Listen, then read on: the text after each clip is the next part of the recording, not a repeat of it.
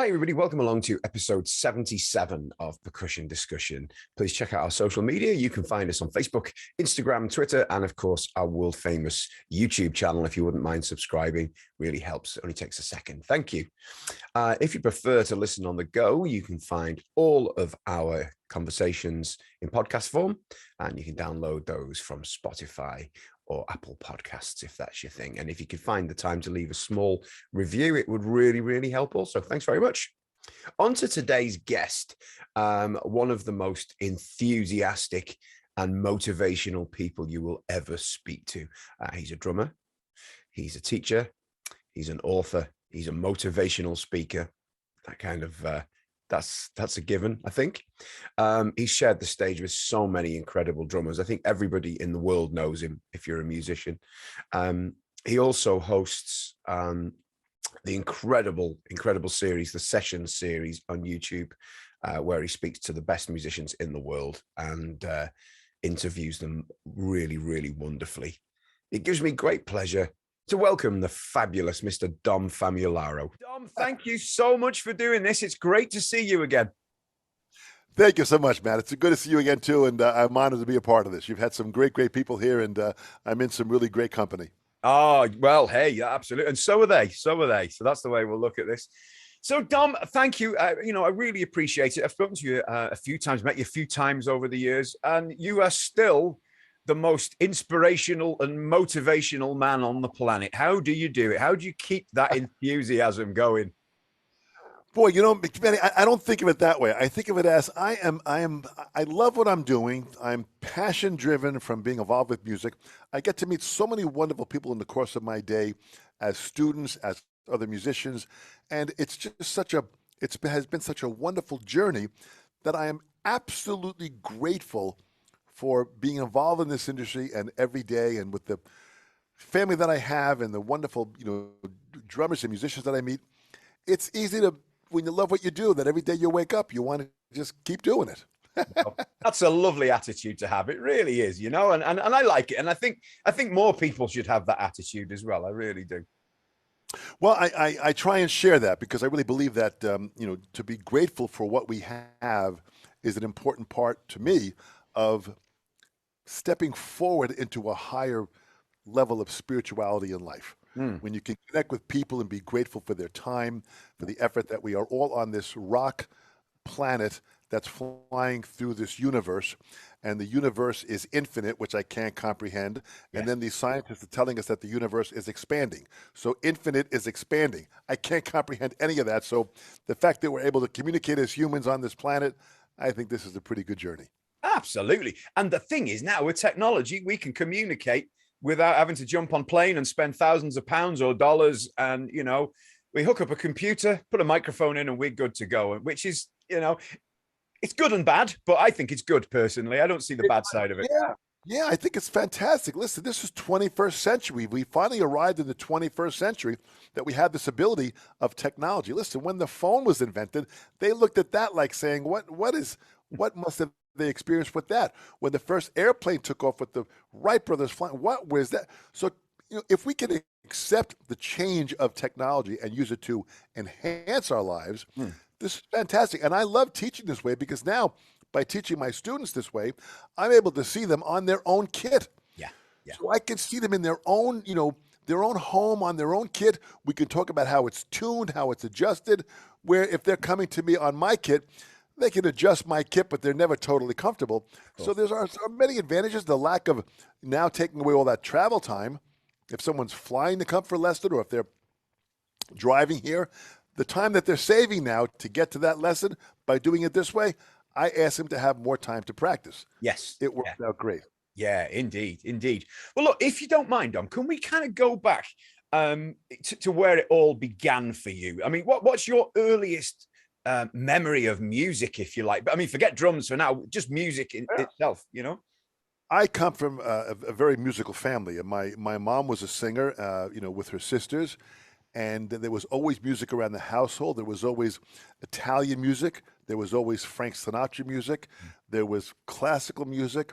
There was contemporary music. So music was in the household all the time. And then we kind of lucked out in January 9th of 1964 when the Beatles hit the famous Ed Sullivan show, which was the Sunday night's evening show that, 70, 80 million people would watch this. It was a variety show, singers, dancers. When the Beatles came on, we looked at this and we were like, oh my God, this was so much fun and so exciting that they brought a level of hope to the world. And what was interesting is the timing of when they came on, because November of 1963, just a few months before, the world had witnessed an American president being assassinated in Dallas, Texas. John F. Kennedy was assassinated. His head was blown off in the eyes of the world. This was a shock because he was young, he was a positive man, he spoke so well, very influential. When he was killed in front of the world, we all went into this massive depression. Well, we didn't understand where the world was going at. We had a new president come in. All the leaders of the world came in, to the world to come by and, be a part of this funeral. It was like we were like so down. The year comes around, the Beatles hit, and we hear this hopeful music. We are like, this is fantastic. They lifted the world out of this depression and allowed us to have hope with simply singing songs like, I want to hold your hand. This is so deep. I just want to hold your hand. How great that was in uplifting All My Loving. All these songs were just so great. So that kind of got me involved, and my two older brothers and my younger sister. And then we started playing music, and that brought it all together. That was that. Wow. So, I mean, obviously in the UK, it's quite hard to comprehend how big this show and how big the effect on the show was. I mean, I'm starting to understand now, because 90% of the guests I speak to mention that as a key moment in their lives, But it must have been a huge, it was a big show anyway, I'm guessing, but the Beatles was the biggest. Yeah, well, think of it this way. Let's go back to the time of where it was in the early 60s. Television was still a new thing. There were basically only 3 channels. Yeah. You didn't have a heck of a lot of options. It was black and white. The television was small. So you were experiencing the beginning of technology that was even hard to understand, that they would have these live shows, live from New York or live from somewhere around the world. And we're watching this. This was an amazing, this was like how we handled the internet when it hit. Yeah. All of a sudden now it exploded. It became like the Wild West of entertainment. So that concept of this guy, Ed Sullivan, who was an entertainer in New York, who knew how to bring people together for his show, and he would have jugglers on there.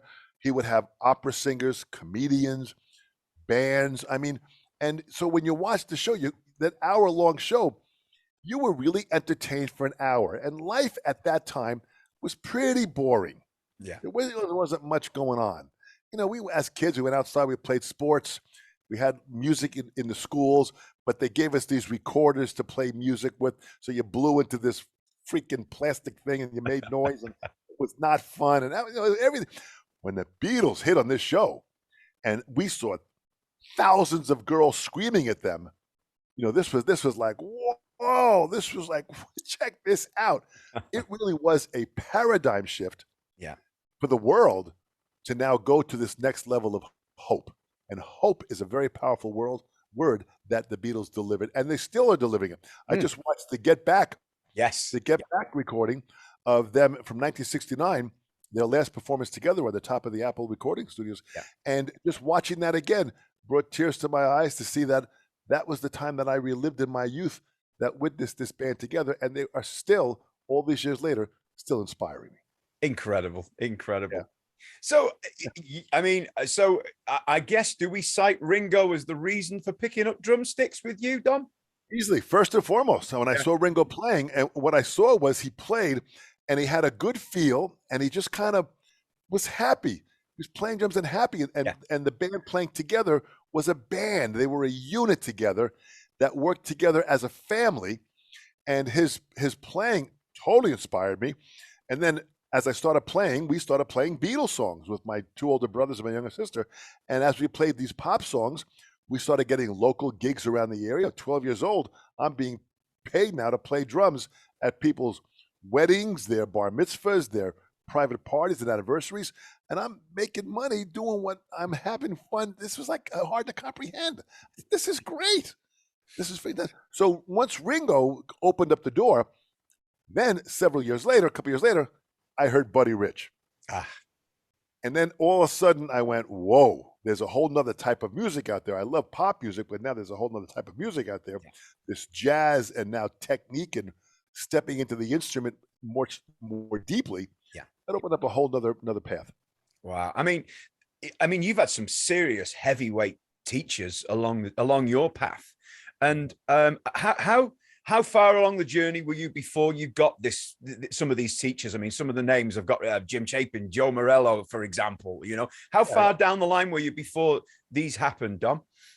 I was young, Matty, because I lived in a town called Baldwin, which is in the South Shore of Long Island, which was about a 20-minute ride out of New York City. Yeah. So I had access to get into New York City. At that time in the 60s and 70s, there was tons of clubs with all these great players playing. And so at an early age, I started studying privately with a local teacher in my town. Yeah. And then all of a sudden I met up with Al Miller. Al Miller was the top teacher on the Long Island area that had thousands of students. He had 13, 14 teachers teaching for him. Wow. He had this incredible, school of teaching. And then when I met Al, I met him at a gig. I was playing with my band, and I was, I think, about 14 years old. And I was playing at this big show, and his band was coming in to play the floor show, the main show of the event. So we were the dance band. So when he came up to me, he said, "Do you mind if I use your drum set?" I said, "Boy, Mr. Miller, I know who you are. I'd be honored." So he went up and tapped the drum set. He says, "Wow, these feel good, and they're tuned really well."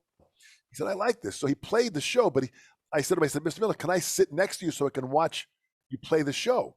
Yeah. He said, "Well, I like your enthusiasm." He said, "Well, better than that, you're going to sit next to me and you're going to turn the charts for me as I'm reading the music." So he immediately, fear came into my life.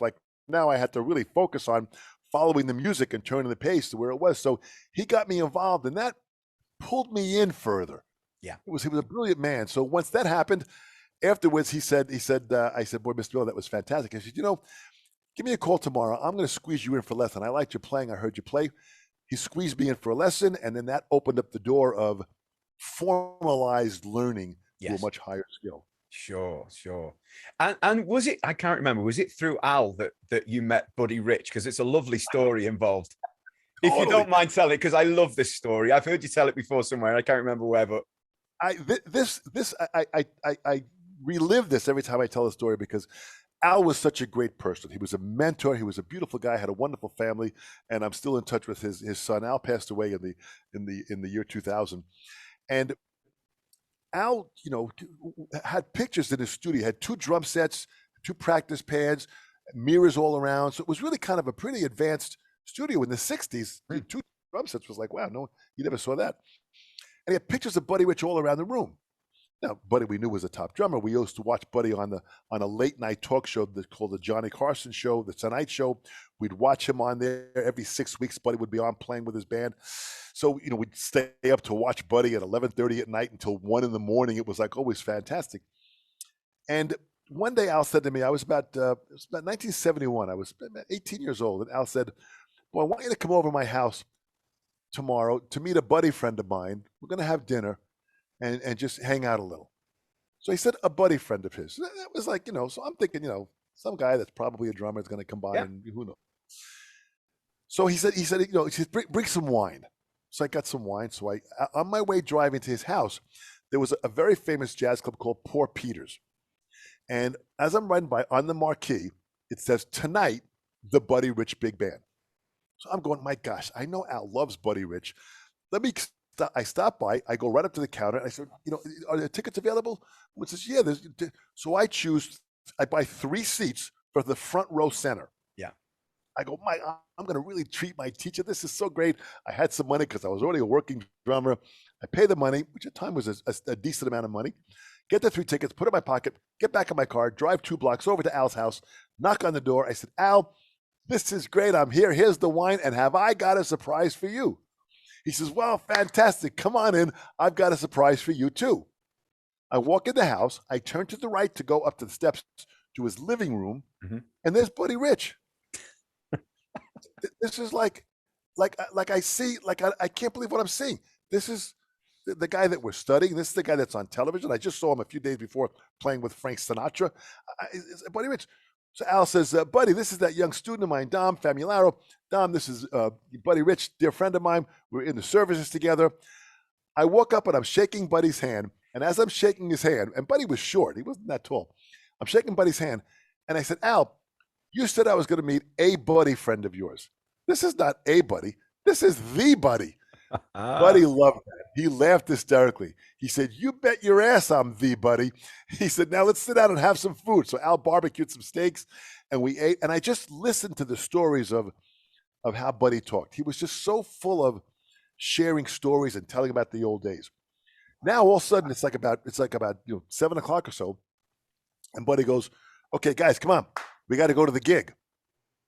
I remember the gig. I said, oh my God, the gig. I had 3 tickets. So Buddy says, we'll take my car. So in the driveway was this red Corvette Stingray. Now, Buddy loved fast cars. He loved driving fast. A Corvette Stingray, Buddy says, Dom, you get in the back.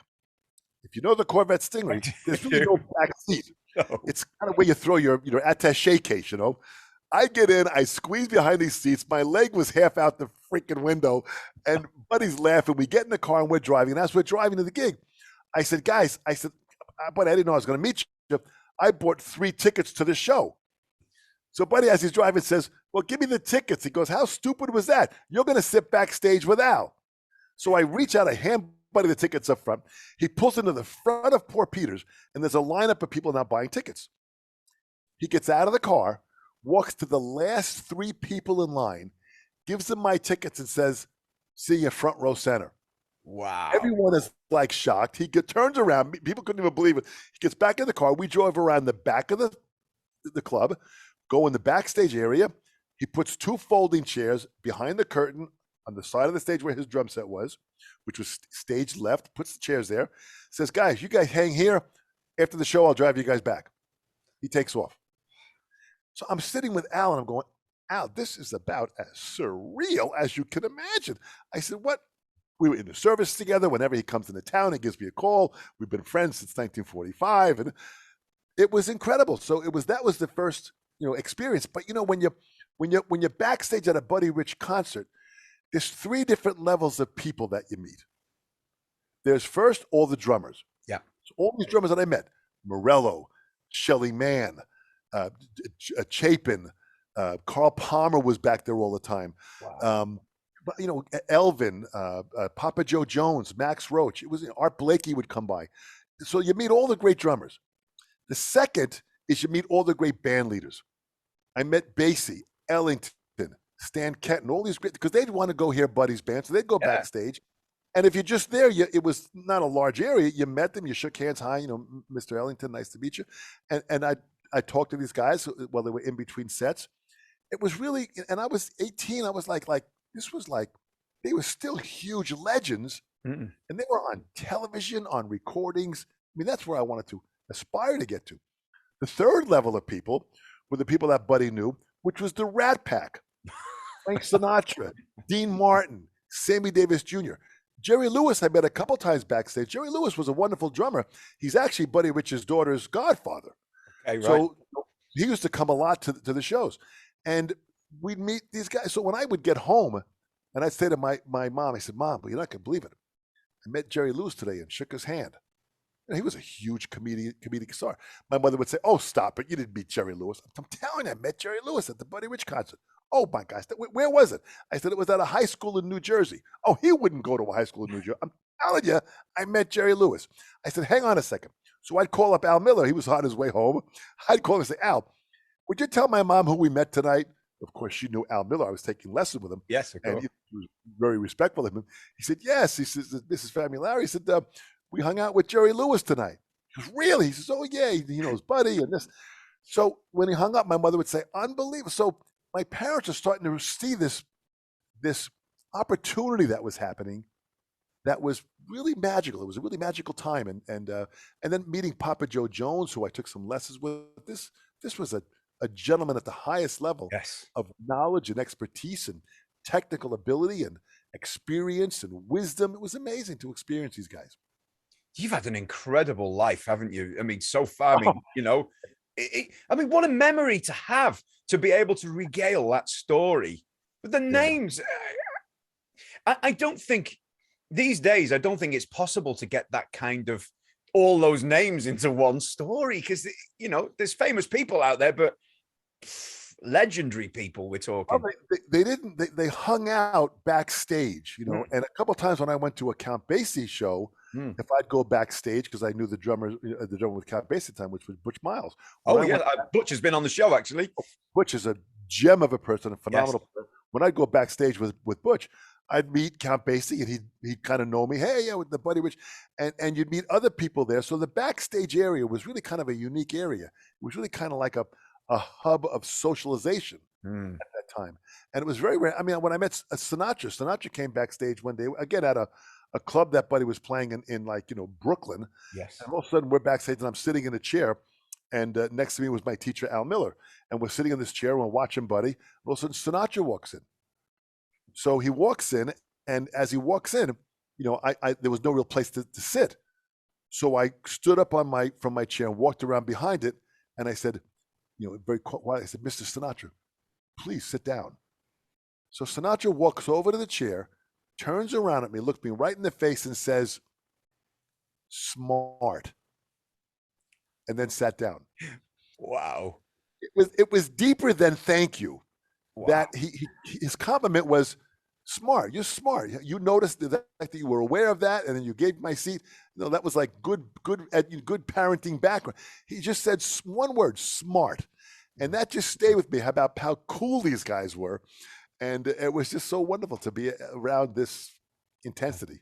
If only there was iPhones back in the day. Can you imagine the photographs? Oh my gosh, I always say that. And talking about even my lessons with Morello. Now I'm teaching on Zoom, and every Zoom lesson we record it and we have it, and the student has access to the lesson. I wish we even had that ability during my lessons to capture with Morello and Chapin and Shelly Manne and Colin Bailey and all these great, Papa Joe Jones, and I had a lesson with Elvin and Tony Williams years ago. I mean, just to be able to have that moment of time would have been great. But that's the power of having a memory, is the fact that, I can relive in this, and hopefully in some of these stories can share a little bit of that memory, that picture of that memory with everybody else. And nobody can take them away from you. That's for sure. That's just, I mean, for example, I mean, Papa Joe, I mean, a name, perhaps some younger drummers might not know the name, but I strongly suggest you go and check out some of the footage of that's available, what little footage there is. How would a lesson go with Papa Joe, for example, Papa Joe Jones? What would you study? Would it just be several things? There actually, two formal lessons I had, and then several hangout sessions that I had where he wouldn't take money from me. I'd take him out to dinner. Yeah. And he just imagine playing with Count Basie, where the dynamics in that band, you went from a whisper to a yell in the Count Basie band. So now you needed control of the instrument to be able to play very soft, clear, and still drive the band.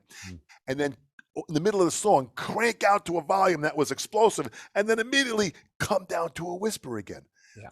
So that kind of control was technical control. So he would share some of the techniques that he would use, and how to use sometimes molar and get the accent and then stay down close to the drum. And we talk about that. We talk about just playing time and swinging and being supportive of the musicians, not getting in any of their way. Yeah. So there were all these deep philosophical. One of the first lessons was just holding the stick in my hand. When I asked him about, how should the stick lay in my hand? And he simply said, just flip the stick back in your hand and relax your hand. And how you catch the stick in a relaxed position, that's your grip. Done. Flip, grip. So simple. But he said, don't squeeze, just catch the grip. That's your grip. Genius.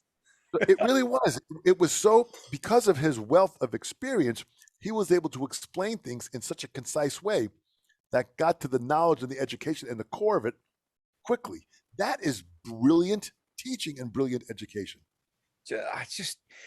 I mean, I look at the list of the names, and and it blows my mind. It really does. That, you know, I can't imagine that happening today with so many amazing drummers. You know, a lot of people are out of reach, and the fact that you were around these people, you know, not daily perhaps, but weekly. And is there a teacher that you took the most from that shaped your playing as it is today, or is it just a healthy mix from all of them, or is there one that stood out maybe? Oh, great question, Maddie.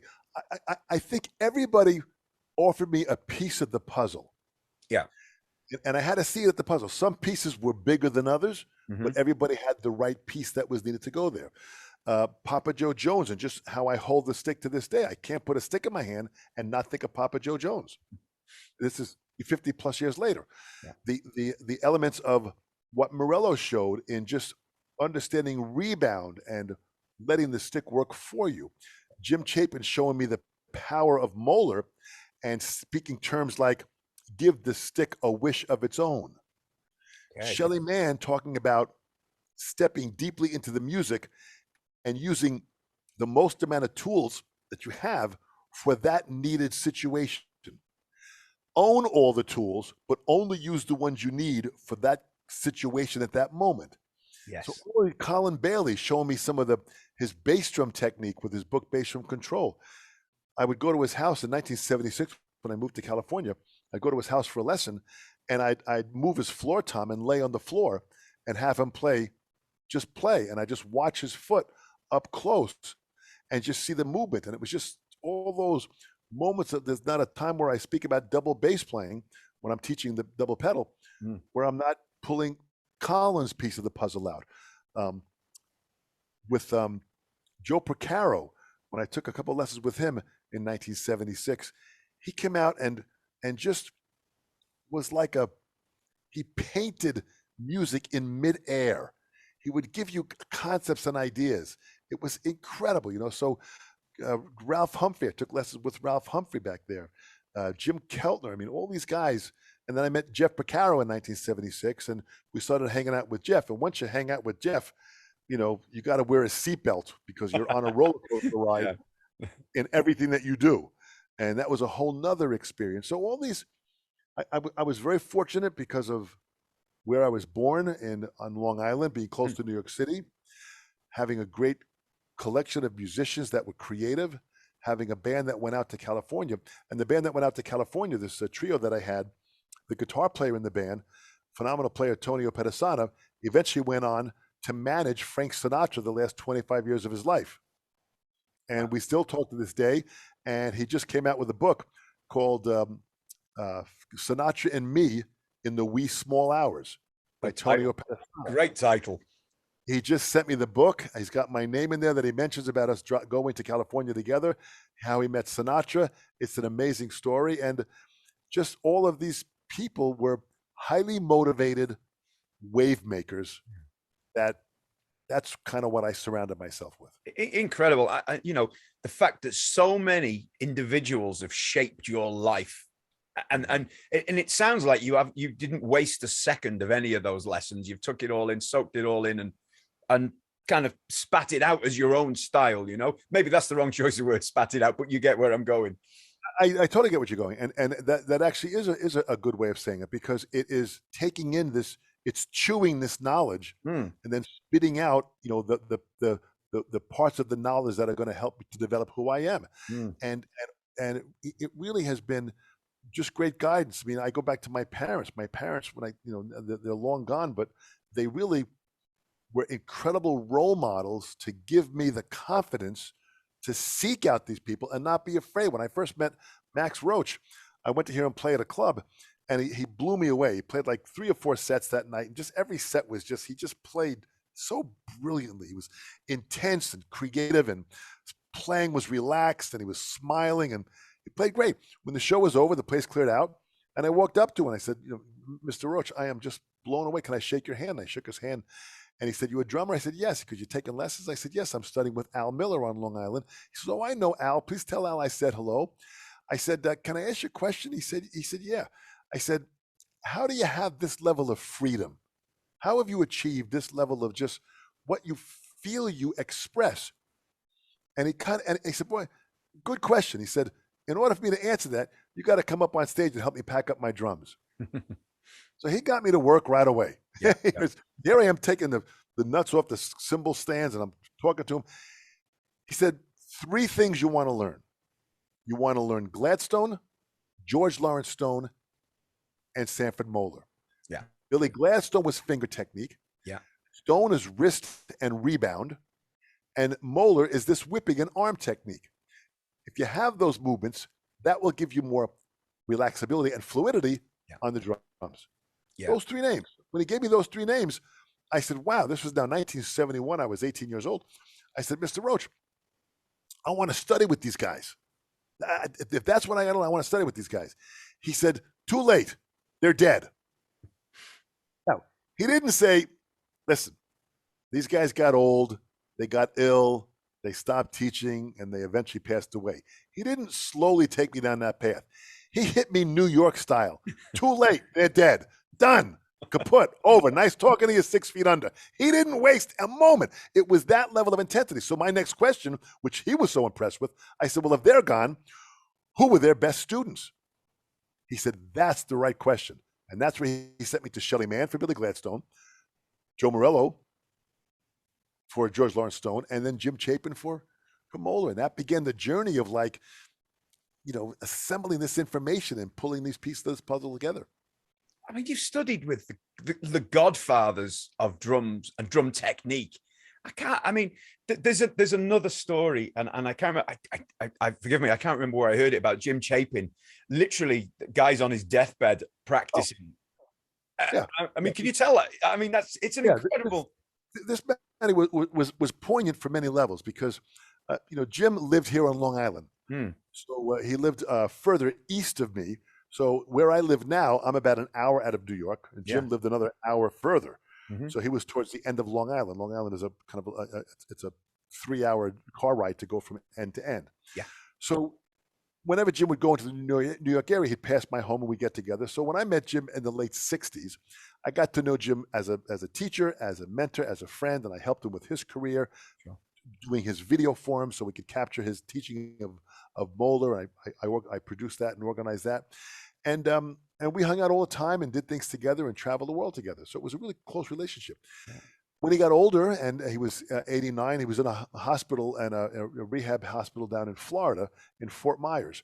And there was a flight from Long Island where I lived, Islip, Long Island, which is the Long Island airport, that was a direct flight from Islip Airport to Fort Myers. And it was an inexpensive flight. So when he was down at Fort Myers, I would go down there, I'd hop on the flight, I'd fly down and spend the whole day or 2 days there. I'd get a hotel and just hang with him. Yeah. And just talk and more stories and more anecdotes and he was constantly practicing. So it was July 3rd of 2009, another day that I flew down there. And July 4th is our independence celebration. Yes. And it was a big holiday, so I wanted to get back before this, but I wanted to see him. So I flew down on the 3rd. When I flew down there, when I walked into the hospital, the doctor who was working on Jim happened to be in the lobby area. When I walked in, he recognized me because I had been there many times. He goes, Dom, he said, I was just visited Jim upstairs, and he's not doing well. I don't think he's got much time, probably hours. I said, oh, man, I knew this was happening. He was a couple of weeks shy of his 90th birthday. Yeah. I'm going to go up there and see him anyway. I want to go up there and see him. So the doctor said, I'll come with you. So we walked quietly, got to the elevator, didn't say anything, got in the elevator, pushed the 3rd floor, quiet. The elevator door opens up, and I hear this insane drum pad being played. Now, down the hall, I mean, like, just really this intense pad. So I turned to the doctor and said, he's probably got one of his students here doing a lesson and probably playing for him. How great is that? We open the door and I walk in, and it's Jim sitting up in bed, wailing away on this practice pad. But I mean, like, playing it intensely, high doubles and left-hand patterns, and he's playing match grip, and he's playing. So I look at the doctor, I said, and I hit him on his, I said, this is the guy that's near death? I said, I wish my chops were half as good. The doctor had his mouth open. He was just like, he couldn't believe it. So I walk over to Jim, and like what I always did, I would kiss him on his forehead. I kissed him on his forehead. I said, Jim, I'm here. He goes, fam.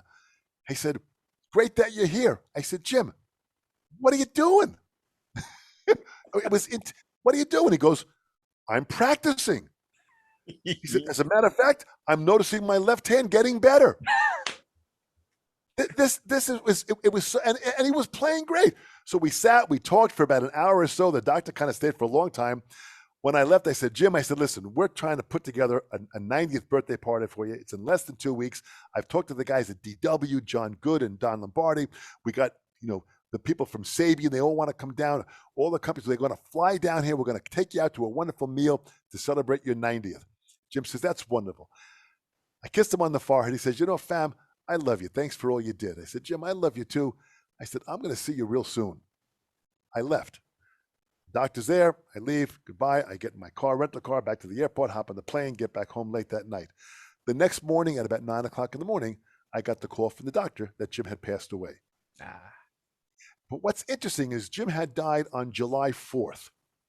July 4th in America is America's Independence Day. See where you're going with this? Yes. He wrote this book. Yes. The number one independence book to give drummers independence. So we used to call Jim the father of independence. So the father of independence dies on Independence Day. It doesn't get any deeper than that. I said, this is incredible. It had to be, didn't it? It had to be. Wow. Fantastic. Oh, just incredible. It's a beautiful story. It really is. And that's dedication to the end, It really is. And, I always say when I tell this, you can't make this up. And what I want the younger generation to know that you have to go back to study people that came before us to understand where we're going. Yeah. The more you understand history, the more you're going to understand how not to make the same mistakes. Same thing about learning an art form. If we go back and learn, when someone comes to me and says, I want to learn John Bonham style, I go, fantastic. We're going to listen to Joe Morello and Buddy Rich. And when they say, well, I don't want to learn jazz, I want to learn Bonham style. I said, yeah, we're going to learn Bonham style. We're going to listen to who he listened to. Yeah. So when you go back, it's not to see that. I want this younger generation to kind of see that when you go back and research these people, nothing is done that is different or new. Yeah. Yeah. We're just delivering it a little differently. Yeah. These guys were great, brilliant masters of an art form, and they helped develop it and create it. Incredible. Crazy. But I'm changing the subject ever so slightly. And it is related in some respect because I want to talk about the sessions, which I have to be honest, was my inspiration for starting this on a slightly less grand scale. I have to admit, but I'm thrilled with the guests. It's grown organically over the 2 years, and but the sessions is something totally different. I mean, was that your baby? This started, Manne. There's a wonderful woman by the name of Jules Follett, who was an angel in the music industry. She's an investor in this non-for-profit called The Sessions, and what she saw was this vision of being able to bring, experienced musicians to the younger generation to let them know the real world challenges in the music industry. Yeah. So it first started by us doing different panel sessions, live panel sessions at universities with a panel of people. I would be the moderator, so I would organize it all and ask the questions and get the panel to talk about certain topics. I put together a PowerPoint presentation with our team. I'm on the board of directors, and we've got some wonderfully talented people on the board of directors. And with that, we would go to these different schools. We were at one school. We had 500 students that were there, and teachers were all in the back of the room. We're doing this panel, and the kids are excited. We had, very famous musicians on the panel. We've had people like Chick Corea and just, great people on the panel. And I just happened to ask as a moderator at that time, how many people here have listened to or are influenced by Jimi Hendrix? 500 students. 3 hands went up. Wow. 3 hands. When I saw that, I tapped on my mic and said, I'm going to ask this again to make sure everybody heard me. I asked it again. Only those 3 hands stayed up. Now, I'm an Italian from New York. My blood was boiling. I mean, I was like, how can this school, a top music art school, not be talking at some point about Jimi Hendrix in the full scope of music? So I said, boy, to all your teachers in the back of the room, you should be ashamed of yourself for taking these kids' money. Wow. Students stood up and started applauding. They were like, "Wow!" They were screaming and yelling. I said, "This is absurd. How do you not know about Jimi Hendrix?" I said, "It's incredible." So, eventually, afterwards, the event was over. The teachers came up to me and they said, "Boy, Mr. Famularo, you bring up a good point. We're very sorry." I said, "Listen, don't apologize to me. Apologize to these kids and get off your ass and start teaching them to be prepared for where the world is at right now with music." So at dinner that night, this woman, Jules, came by and she goes, "Boy, I can see you were pretty upset about that Jimi Hendrix thing on stage." I said, and everyone on the panel was like, we were blown away. I said, "We need to capture the story of all of these great musicians that are around. Capture that story as a resource for the young generation who do not know who these people are." Yeah. So she said, "Well, let's start doing some interviews." I said, "Well, a couple of things. If we're going to do the interviews, we got to pay the artists. We need to have good filming and sound. It's got to be done right, like it's a television, presented, quality product." Yeah. She goes, "Absolutely." So she funded this whole thing. We got these people, and with the likes of drummers like Steve Gadd, Vinnie Colaiuta, Dave Weckl, Stuart Copeland, Ndugu Chancellor, Jabbo Starks, and Clyde Stubblefield, the last interview I had together with the two drummers from James Brown, all these great, great players, Hal Blaine, Joe Porcaro, Roy Burns, people that are no longer with us, Ed Shaughnessy. And then bass players, Leland Sklar, Nathan East, Billy Sheehan, these great bass players. Keyboard players, Chick Corea. I sat down with Chick Corea. This was huge. And then guitar players like Steve Vai. I mean, it was just absolutely amazing to have these people being delivered that I would then ask them questions and tap into their, how they not only built their career, but how they maintained it. Yeah. So the Sessions panel is just, I asked everyone to go there and subscribe. And I just interviewed Paul Schaefer, the wonderful keyboard player that was on the Letterman show for many, many years, and top player in the New York area and known worldwide. I just interviewed him a couple days ago. That's going to go up. So if someone subscribes, the good thing about the subscription is you are informed when the next interview comes out. Yeah. Over what period have these all happened, Dom? Is it over how many years? Is 4 years? And you're pretty much on 300 episodes. I'm well over 300 interviews, and I've got 2 interviews next week. Wow, it's full on. It's full on. So between my schedule, between teaching and performing and doing, I just did the Modern Drummer Festival just came out, and it's a wonderful festival that's on the moderndrummer.com website, and you can pay for the festival. It's not expensive at all. It's 3 hours of top drummers. I just performed a piece here where I played with a wonderful young drummer a female drummer from Poland, Victoria Balik. So a wonderful player. She won the Hit Like a Girl contest.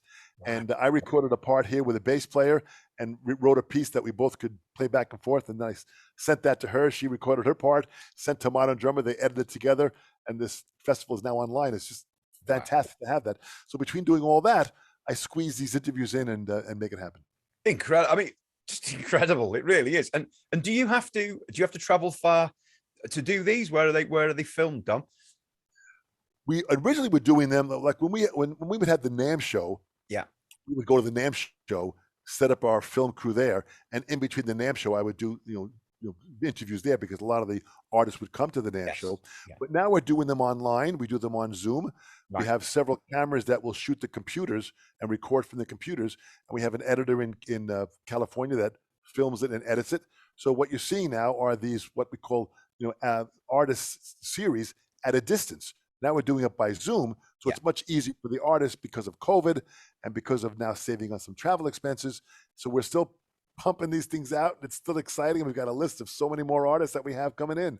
Well, I have to tell you, when I go to the gym in the morning, I usually I click onto their Wi-Fi and I just pick a sessions at random, and that's what I watch. And the however long it is goes by literally like that, so I'm concentrating on you and your guest rather than running on a treadmill or whatever it may be. So that is really, that's very smart. And many students do that. Yeah. And I say, what you're going to learn from, instead of trying to watch only the people watch the people you don't know, because there are drummers in there. Like, for example, my Jim Keltner interview.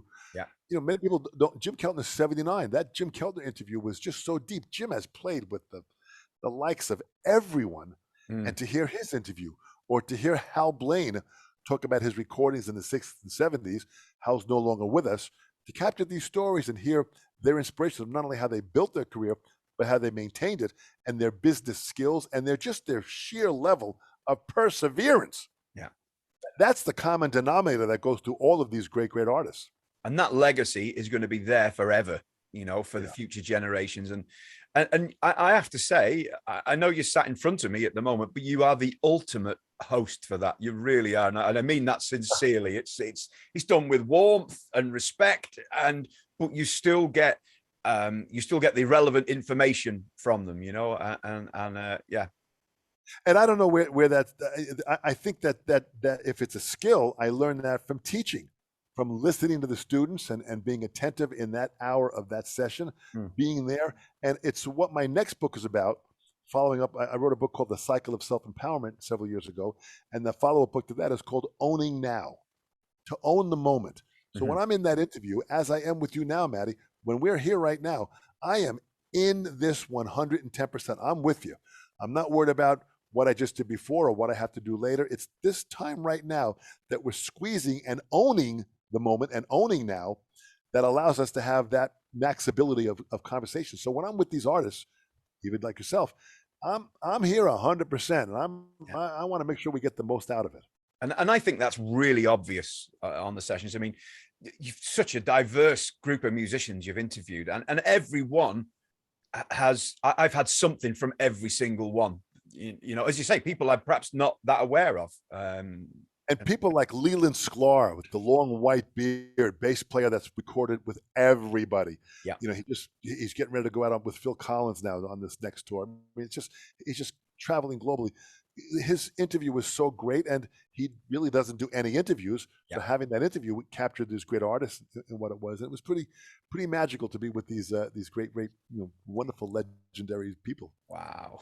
Well, Dom, I have to say, you continue to motivate, educate, and inspire, and it's always a joy to speak to you and to see you, doing your thing in front of however many drummers on a stage. Not usually playing that much, but yeah, I've never quite met anybody who can hold a crowd with words, and not much playing. But you're the master of it, and long may it continue. What I realized that at a lot of these festivals, these drummers come out and they have an hour up on stage and they play for 55 minutes and then talk for 5 minutes. And that's great.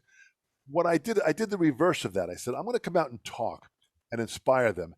And I'm not going to play until I am ready to play for this crowd. So sometimes I'll talk for 20 minutes and then play a 10-minute solo and then talk again. Sometimes I'll talk for 45 minutes and play the last 50 minutes. So I wait till I get the audience to a stage of like really ready to hear me play, as opposed to me coming out and just forcing it down their throats to a certain degree. So it's a very different style of communication, and sometimes I question myself all the time. It's working. Don't question yourself. It's fine. It's great. We all enjoy it.